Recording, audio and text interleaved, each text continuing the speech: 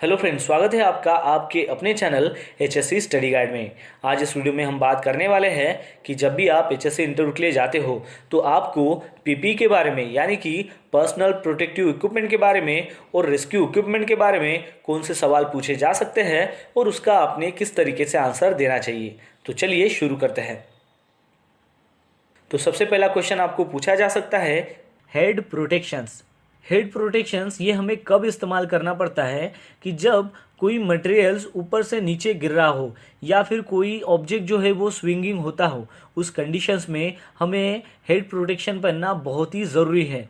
क्योंकि अगर कोई फॉलिंग मटेरियल से हमें बचना हो तो हमें हेड प्रोटेक्शंस लगाना बहुत ही ज़रूरी है।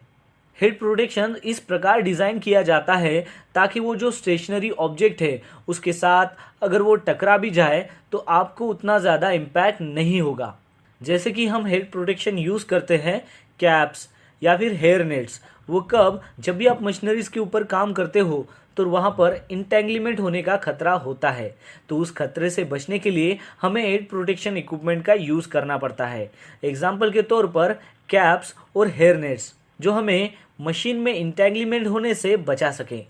तो चलिए कुछ एग्जांपल देखते हैं हेड प्रोटेक्शन के। तो सबसे पहले है हेलमेट्स, हार्ड हैट्स, बम कैप्स, गार्ड्स, एसेसरीज। ये हेड प्रोटेक्शन के एग्जांपल है। अब एग्जांपल देखते हैं कि ऐसे कौन सी एक्टिविटी है कि जहां पर हमें हेड प्रोटेक्शन का इस्तेमाल करना ज़रूरी होता है। तो सबसे पहले है कंस्ट्रक्शन और बिल्डिंग रिपेयर एक्टिविटी, या फिर कोई टनल में काम करना या फिर एक्सकैवेशन में काम करना। दूसरा एग्जाम्पल है जब भी आप मोटरसाइकिल को ड्राइविंग करते हो तब आपको हेड प्रोटेक्शन पहनना बहुत ही ज़रूरी होता है। फिर उसके बाद आपको क्वेश्चन पूछा जा सकता है, हैंड प्रोटेक्शंस। आपको बताया जब भी आप साइड पर कोई काम करते रहते हो तब आपका हार्म, हैंड्स और फिंगर्स, इनको ज़्यादातर इंजुरीज होती रहती है। तो इस इंजुरीज को हमें अवॉइड करना हो तो हमें हैंड प्रोटेक्शन करने की बहुत ही ज़रूरत होती है। तो हैंड प्रोटेक्शन हमें कब इस्तेमाल करना पड़ता है? जब अगर मान लो हीट से बचना हो, कोल्ड से बचना हो, या फिर कोई वाइब्रेशन का काम हो उससे बचना हो, या फिर जहाँ पर जलने का खतरा हो उससे बचना हो, या फिर कोई शार्प ऑब्जेक्ट हो जिससे हमें कट हो सकता है, या फिर कोई बैक्टीरियोलॉजिकल रिस्क हो, या फिर कोई केमिकल कंटेमिनेशंस हो। इस एक्टिविटी के वक्त आपको हैंड प्रोटेक्शन इक्विपमेंट का यूज़ करना बहुत ही ज़रूरी है। चलिए कुछ एग्जाम्पल देखते हैं हैंड प्रोटेक्शन इक्विपमेंट के। Work gloves and gauntlets. जैसे कि आप कंस्ट्रक्शन साइट पे आप काम करते हो तब आपको रबर हैंड ग्लोव्स होते हैं, कॉटन हैंड ग्लोव्स होते हैं, हेवी ग्लोव्स होते हैं, लाइट ड्यूटी ग्लोव्स होते हैं, फिर वेल्डिंग के जो लेदर ग्लोव्स होते हैं, ये सारे हैंड प्रोटेक्शन में आते हैं। अब चलिए देखते हैं कि ऐसी कौन सी एक्टिविटी है कि जिसमें आपको हैंड प्रोटेक्शन इक्विपमेंट की ज़रूरत होती है। तो constructions and outdoor work activity, उसमें आपको हैंड प्रोटेक्शन की ज़रूरत होती है। जब भी आप कोई वाइब्रेटिंग एपरेटस यूज़ करते हो तब आपको हैंड प्रोटेक्शन की ज़रूरत होती है। जब आप कोई तो हॉट वर्क या फिर कोल्ड वर्क एनवायरनमेंट में काम करते हो तब आपको हैंड प्रोटेक्शन की ज़रूरत होती है। जब आप कोई केमिकल्स या फिर हजार्डस एलिमेंट्स में काम करते हो उस वक्त आपको हैंड प्रोटेक्शन की ज़रूरत होती है। जब भी आप मैनुअल हैंडलिंग करते हो या फिर शार्प ऑब्जेक्ट है उसके साथ जब आप काम करते हो तब आपको हैंड प्रोटेक्शन पहनने की ज़रूरत है। फिर उसके बाद आपको क्वेश्चन पूछा जा सकता है, आई एंड फेस प्रोटेक्शंस। क्या आपको पता है कि लगभग एक दिन में 600 से भी ज़्यादा वर्कर्स जो है पूरी दुनिया में आई इंजरी से सफ़र होते हैं। ऐसी इंजरीज़ को हम अवॉइड कर सकते हैं सिंपली अगर हम प्रॉपर आई और फेस प्रोटेक्शन पहने तो। जैसे कि एग्जांपल लेते हैं, safety glasses and goggles, eye and face shields, eyewear accessories, over specs, विजर्स।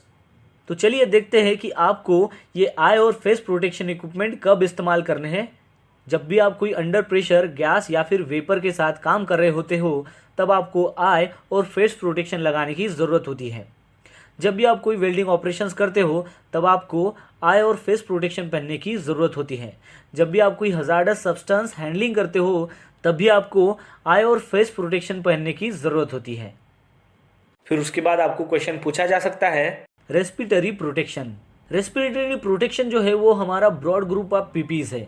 जैसे कि वो ब्रीथिंग एपरेटस में इस्तेमाल किया जाता है, फुल फेस और हाफ मास्क रेस्पिरेटरी भी हो सकता है, पावर रेस्पिरेटरी हो सकता है, प्रोटेक्टिव हुड्स हो सकता है, डिस्पोजल फेस मास्क हो सकता है, डिटेक्टर्स हो सकते हैं, मॉनिटर हो सकते हैं, एक्सेट्रा।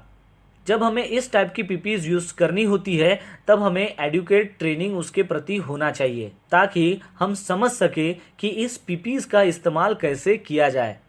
रेस्पिरेटरी प्रोटेक्शंस का इस्तेमाल कब होता है कि जब लार्ज अमाउंट में कोई गैसेस लीकेज हो या फिर पाउडर्स हो, डस्ट या फिर वेपर्स निकली हो, उस टाइम हमें रेस्पिरेटरी प्रोटेक्शन का इस्तेमाल करना पड़ता है। फिर उसके बाद आपको क्वेश्चन पूछा जा सकता है हेयरिंग प्रोटेक्शन। जब आपकी वर्क इन्वायरमेंट में बहुत ही ज़्यादा साउंड हो रहा है, वहाँ पर हाई नॉइज़ लेवल है, उस वक्त आपको हेयरिंग प्रोटेक्शन इक्विपमेंट पहनने की बहुत ही ज़रूरत है।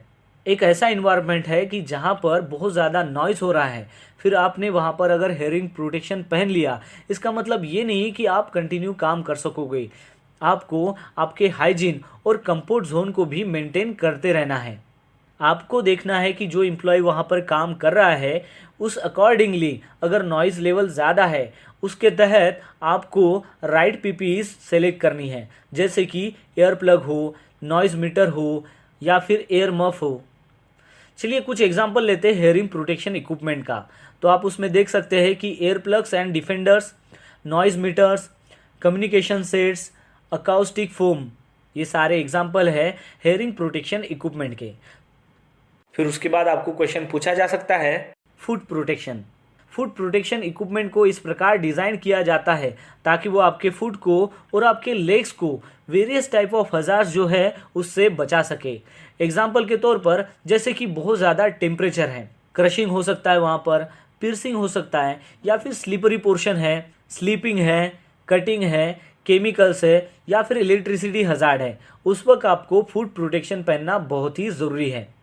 जब भी आप कोई कंस्ट्रक्शंस एक्टिविटीज़ में इन्वॉल्व हो या फिर कोई वर्क या फिर कोई कोल्ड या फिर हॉट वर्क इन्वायरमेंट में आपको काम करना हो, या फिर जब आप काम कर रहे हो तो आपको केमिकल्स को हैंडल करना हो, या फिर कोई भी हेवी ऑब्जेक्ट जो है वो आपको मैन्युअली हैंडल करना हो, उस वक्त आपको फुट प्रोटेक्शन पहनने की बहुत ही ज़रूरत है।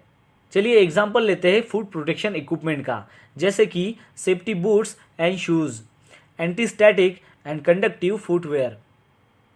फिर उसके बाद आपको क्वेश्चन पूछा जा सकता है बॉडी प्रोटेक्शन। खास तौर से हमें बॉडी प्रोटेक्शन इक्विपमेंट का इस्तेमाल कब करना पड़ता है कि जब मान लो वेदर कंडीशंस अच्छी नहीं है और आपको आउटडोर काम करना पड़ता है, जैसे कि विजिबिलिटी कम है, तब आपको हाई विजिबिलिटी जैकेट पहनना पड़ता है। और ख़ास तौर से हाई विजिबिलिटी जो जैकेट है यूज़र ने पहनना ज़रूरी क्यों है, क्योंकि वहाँ पर बहुत सारी मिक्स व्हीकल है, जैसे कि बाइक्स, मोटर्स, कार्स, बसेस, ये बहुत सारी व्हीकल्स है और पेडेस्ट्रियन ट्रैफिक, तो वहाँ पर इजीली विजिबल हो सके इसलिए आपको हाई विजिबिलिटी जैकेट पहनना बहुत ही ज़रूरी है। जहाँ पर बहुत ज़्यादा एक्सट्रीम टेम्परेचर है वहाँ पर भी आपको बॉडी प्रोटेक्शन पहनना बहुत ही ज़रूरी है। जब आप कोई भी काम कर रहे हो जिसमें इंटेंगलिमेंट होने का खतरा है या फिर ड्रोनिंग होने का खतरा है या फिर कोई केमिकल कंटेमिनेशन हो सकता है, उस वक्त आपको बॉडी प्रोटेक्शन पहनना बहुत ही ज़रूरी है।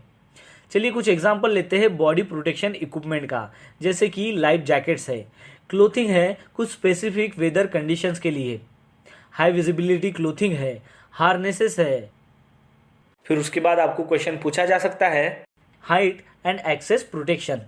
हाइट और एक्सेस प्रोटेक्शन को इस्तेमाल करने के लिए वो जो यूज़र्स हैं उन्हें सबसे पहले एक ट्रेनिंग प्रोग्राम से जाना पड़ता है ताकि वो जो यूज़र्स हैं उन्हें हाइट और एक्सेस प्रोटेक्शंस के बारे में पता चल सके कि उसका किस प्रकार इस्तेमाल करना चाहिए। हाइट और एक्सेस प्रोटेक्शंस इक्विपमेंट जो है उसे कॉम्पिटेंट पर्सन्स के द्वारा पीरियडिकली, जैसे कि वीकली हो, 15 डेज हो या फिर 1 मंथ हो, इनमें उसको इंस्पेक्ट करना है और कॉम्पिटेंट पर्सन ही उसे डिसाइड करेगा कि ये अभी यूज़ करने के लिए फ़िट है कि नहीं है। अगर वो मान लो कि यूज़ करने के लिए फ़िट नहीं है या फिर वो डैमेज है तो उसे इमीडिएटली रिप्लेस करना है। तो चलिए एग्जांपल देखते हैं कि हाइट और एक्सेस प्रोटेक्शन इक्विपमेंट के क्या एग्जांपल्स हैं। जैसे कि फॉल अरेस्ट सिस्टम, ये हाइट एंड एक्सेस प्रोटेक्शन में आता है। Body harness, lowering harness, rescue lifting, energy absorbers and others, ये सारे जो है वो हाइट एंड एक्सेस प्रोटेक्शन के एग्जांपल्स है। फिर उसके बाद आपको क्वेश्चन पूछा जा सकता है फुल बॉडी हार्नेस, जिसे हम सेफ्टी बेल्ट भी कहते हैं। तो ये जो सेफ्टी बेल्ट है ये क्यों रिक्वायर होता है, चलिए जानते हैं। सेफ्टी बेल्ट जो है वो आदमी को प्रोटेक्ट करता है जब भी कोई पर्सन ऊंचाई पर काम करता हो, जैसे कि एलिवेशन हो या फिर क्लोज जैसे लोकेशंस होता है या फिर कंटेनर्स हो, वहाँ पर अगर कोई पर्सन काम कर रहा है और काम करते वक्त अगर उसका जो बॉडी बैलेंस है वो अगर लूज़ हो जाए या फिर कहीं पर उसका पैर स्लिप हो जाए तो उसके कारण जो है वो नीचे गिरने की संभावना होती है।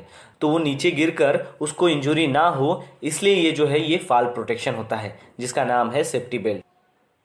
फिर उसके बाद आपको क्वेश्चन पूछा जा सकता है फुल बॉडी हार्नेस के क्या क्लासिफिकेशन होते हैं। फुल बॉडी हार्नेस की जो क्लासिफिकेशन है वो हम Indian standard industrial safety belt and harness उसके स्पेसिफिकेशन IS 3521 1999 के हिसाब से देखने वाले हैं। तो चलिए अब जानते हैं और देखते हैं कि ऐसे वो कौन से क्लासिफिकेशन हैं।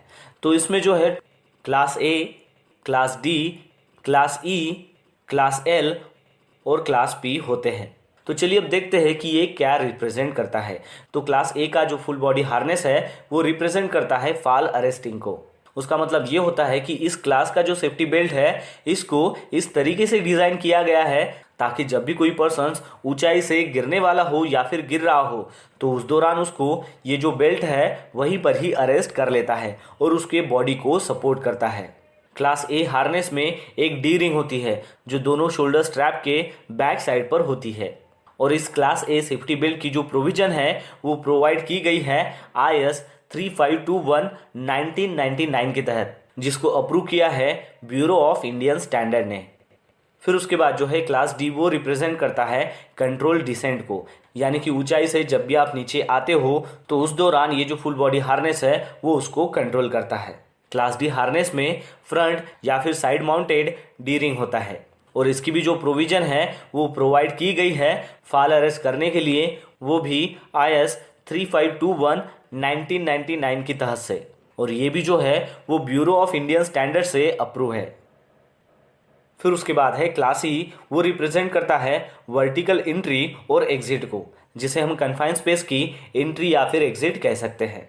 इसको इस प्रकार डिज़ाइन किया गया है कि जब भी आपको कन्फाइंड स्पेस में वर्टिकल पोजीशन में एंट्री करना हो या फिर एग्जिट करना हो तो उस दौरान इस हार्नेस का इस्तेमाल करना होता है। और ये जो क्लास E हार्नेस है इसमें स्लाइडिंग डी रिंग होती है हर एक शोल्डर जो स्ट्रैप है वहाँ पर, और इसकी भी जो प्रोविज़न है वो डबल रोप लाइफलाइन के लिए की गई है, जिसको कंफर्म किया है IS 3521 1999 के तहत से, और ये भी जो है ये ब्यूरो ऑफ इंडियन स्टैंडर्ड से अप्रूव है। फिर उसके बाद आता है क्लास L, वो रिप्रेजेंट करता है लैडर क्लाइंबिंग को। तो इस टाइप का जो हार्नेस है वो इसलिए डिज़ाइन किया गया है ताकि जब भी आपको लैडर का इस्तेमाल करना हो या फिर टावर का इस्तेमाल करना हो और उसके ऊपर अगर आपको चढ़ना हो तो वहाँ पर इस हार्नेस का इस्तेमाल किया जाता है। तो इस टाइप के हार्नेस में एक या फिर दो डी रिंग होती है और वो जो डी रिंग है वो अटैच होती है हार्नेस के फ्रंट साइड में, और इस हार्नेस को भी कंफर्म किया गया है IS 3521 1999 के तहत से, और इसको भी जो है वो ब्यूरो ऑफ इंडियन स्टैंडर्ड ने अप्रूव किया है। फिर उसके बाद आता है क्लास P, जो रिप्रेजेंट करता है वर्क पोजिशनिंग को, और इस हार्नेस को इसलिए डिज़ाइन किया गया है ताकि जब भी कोई वर्क ऑपरेशंस आप कर रहे हो तो उस दौरान वहाँ पर पोजीशंस के लिए आपको इस हार्नेस का इस्तेमाल करना होता है। इस टाइप के हार्नेस में जो डी रिंग होता है उसको माउंटेड किया गया रहता है वेस्ट लेवल में, यानी कि कमर के लेवल में, और ये भी जो सेफ्टी हार्नेस है इसको कंफर्म किया गया है IS 3521 1999 की तहत से, और इसको भी जो है वो ब्यूरो ऑफ इंडियन स्टैंडर्ड ने अप्रूव किया है। दोस्तों आपको एक बात यहाँ पर ध्यान में रखनी है कि जो भी क्लास D हार्नेस है, क्लास E हार्नेस है, क्लास L हार्नेस है और क्लास P के जो भी हार्नेसेस है वो सभी के सभी क्लास A हार्नेस की रिक्वायरमेंट फुलफिल करते हैं। डिफरेंट टाइप्स ऑफ रेस्पिरेटर्स की दो मेजर कैटेगरीज होती है। तो सबसे पहले आता है एयर प्यूरिफाइंग रेस्पिरेटर्स। इसमें क्या किया जाता है कि एयर को प्यूरिफाई किया जाता है और फिर उस एयर को रेस्पिरेटर्स के माध्यम से पहुंचाया जाता है। और दूसरा जो है वो है सप्लाई एयर रेस्पिरेटर, यानी कि उस रेस्पिरेटर में ऑलरेडी एयर को सप्लाई किया हुआ रहता है, वो एयर को स्टोर किया हुआ रहता है एक सिलेंडर में। तो चलिए देखते हैं कि एयर प्यूरिफाइंग रेस्पिरेटर में और कौन सी कैटेगरीज आती है। तो पहला है air purifying disposable particulate mask, यानी कि ऐसा मास्क जो एयर को प्यूरिफाई करेगा और बाद में उसका यूज़ होने के बाद आप उसको डिस्पोज भी कर सकते हो। सेकंड आता है एयर प्यूरिफाइंग हाफ मास रेस्पिरेटर्स। खास तौर से इस रेस्पिरेटर का इस्तेमाल जब भी आप कोई केमिकल हैंडल करते हो उस दौरान आपको ये हाफ मास रेस्पिरेटर काम में आता है। फिर आता है air purifying full face mask respirators. इस रेस्पिरेटर में आपका जो पूरा फेस है वो कवर हो जाता है। फिर आता है गैस मास्क, जहाँ पर भी मान लो कि गैस लीकेज हुई है और वहाँ पर इमरजेंसी में कुछ काम करना है तो उस दौरान आपको गैस मास्क का इस्तेमाल करना है। फिर आता है पावर एयर प्यूरिफाइंग रेस्पिरेटर्स, यानी कि उस रेस्पिरेटर में पावर के माध्यम से एयर को प्यूरिफाई करके आपको एयर सप्लाई की जाती है।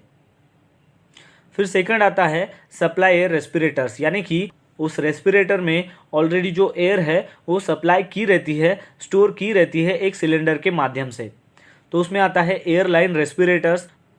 फिर आता है ईबा, यानी कि emergency escape breathing apparatus। ईबा cylinder में एयर को स्टोर किया हुआ रहता है। उसका इस्तेमाल जब भी मान लो कोई गैस लीक हो जाती है और इमरजेंसी सिचुएशन में आपको वहाँ से एस्केप होना होता है, उस दौरान आपको ईबा का इस्तेमाल करना पड़ता है। ईबा का इस्तेमाल आप 15 मिनट तक कर सकते हो। फिर उसके बाद आता है स्काबा, यानी कि सेल्फ कंटेन ब्रीथिंग apparatus। स्काबा में भी एक सिलेंडर होता है जिसमें एयर जो है ऑलरेडी सप्लाई की हुई रहती है और स्काबा का जो यूज़ है वो पर्सन्स को रेस्क्यू करने के लिए किया जाता है। स्काबा जो है वो 45 मिनट तक आप यूज़ कर सकते हो। देखते हैं कि स्काबा क्या होता है। स्काबा का फुल फॉर्म होता है सेल्फ कंटेन ब्रीथिंग apparatus। खास तौर से इसका जो इस्तेमाल है वो फायर फाइटर्स या फिर हैजमैट यूनिट की तरफ से किया जाता है।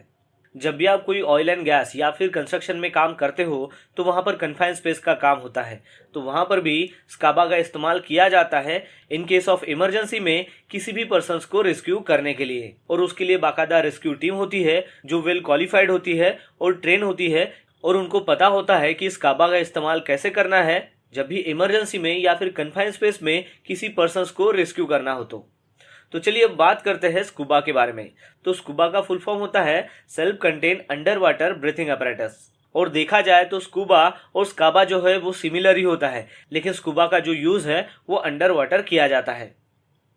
चलिए जानते हैं कुछ पॉइंट्स की इन दोनों में क्या डिफरेंस है। स्कूबा गियर को डिज़ाइन किया गया है कि उसको हाई प्रेशर में ऑपरेट कर सके, जबकि स्काबा को इस प्रकार डिज़ाइन नहीं किया गया है।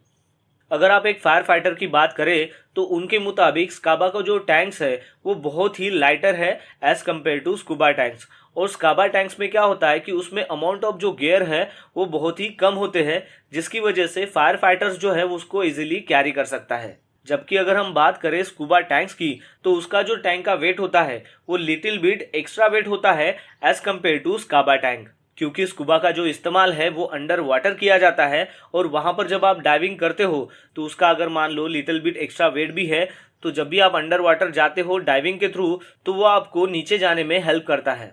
स्काबा जो ब्रीथिंग apparatus है वो इंस्पेक्टेड होना चाहिए पेरियोडिकली, यानी कि नॉर्मल तौर से उसे वंस इन अ मंथ उसको इंस्पेक्ट करना है। लेकिन आपको ध्यान में रखना है कि जैसे ही आपने वन टाइम उसका यूज़ किया तो दोबारा उसको आपको चेक करना है। सेम प्रोसीजर आपको फॉलो करनी है स्कूबा में भी, वहाँ पर भी आपको उसका पेरियोडिकली इंस्पेक्शन करना है और साथ में वंस इन अ मंथ उसका इंस्पेक्शन आपको करना है। और जब भी आप उसका वन टाइम यूज़ करते हो तो वन टाइम यूज़ करने के बाद उसको आपको बाकायदा चेक करना है। चलिए अब जानते हैं कि इसके कंजम्पशन कैलकुलेशन के बारे में कि हम कितना अगर उसका वॉल्यूम हो तो हम उसको कितने टाइम पीरियड तक उसको कंज्यूम कर सकते हैं।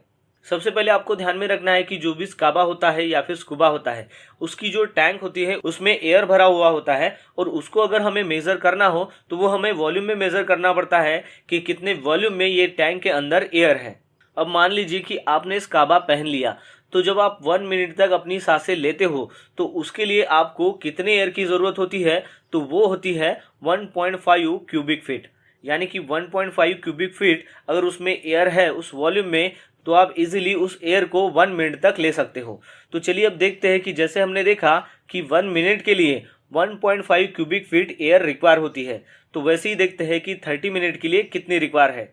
तो 30 मिनट के लिए वो कितनी रिक्वायर हो जाएगी, 1.5 multiply by 30 is equal to 45 cubic feet, यानी कि 45 क्यूबिक फीट अगर उसमें एयर है तो उसका इस्तेमाल हम 30 मिनट तक कर सकते हैं। आपको ये ध्यान में रखना है कि ये जो ब्रीथिंग apparatus है इसको प्रेशर गेज लगा हुआ रहता है और उस प्रेशर गेज में आपको ये ध्यान में रखना है कि जितना प्रेशर उसमें दिखा रहा है यानी कि जितना प्रेशर उसमें लेफ्ट है उसका मतलब ये होता है कि उसमें वॉल्यूम ऑफ एयर कितना है, जिसके जरिए हम इजीली पता कर सकते हैं कि कितना टाइम तक हम इसका इस्तेमाल कर सकते हैं। और एक बात आपको यहाँ पर ध्यान रखनी है कि प्रेशर गेज में अगर मान लो 100 बार उसका प्रेशर दिखा रहा है तो वो 15 मिनट तक आप उसका इस्तेमाल कर सकते हो। अगर उसका प्रेशर 200 दिखा रहा है तो उसका इस्तेमाल आप 30 मिनट तक कर सकते हो, और उसमें अगर प्रेशर 300 दिखा रहा है तो उसका इस्तेमाल आप 45 मिनट तक कर सकते हो। तो दोस्तों आशा करता हूँ कि आपको इस वीडियो के माध्यम से पता चल गया होगा कि जब भी आप एचएससी इंटरव्यू के लिए जाते हो तो आपको पीपी के बारे में यानी कि पर्सनल प्रोटेक्टिव इक्विपमेंट के बारे में और रेस्क्यू इक्विपमेंट के बारे में कौन से सवाल पूछे जा सकते हैं और उसका आपने किस तरीके से आंसर देना चाहिए। तो बस आज के लिए इतना ही, मिलते हैं नेक्स्ट वीडियो में एक नए टॉपिक के साथ में। तब तक के लिए टेक केयर, बाय बाय।